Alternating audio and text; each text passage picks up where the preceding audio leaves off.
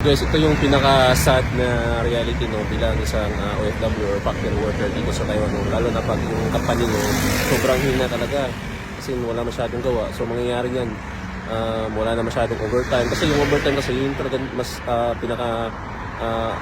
yun yung talagang nakakatulong sa bilang isang OFW dito sa Taiwan as a factory worker kasi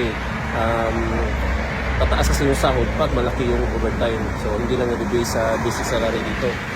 Tapos ang mangyayari niyan, lalo na ngayon, so kagaya namin ngayon, sa company namin, mahina.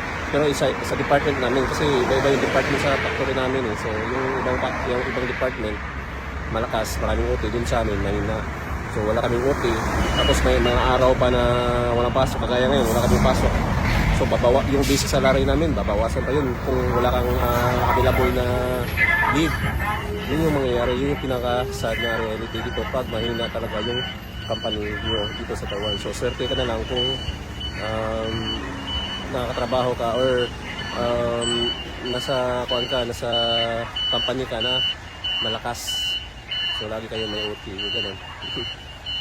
Diba, mas malaking OT, mas malaki yung sahod. Kung walang OT, yun na lang, pahinga na lang.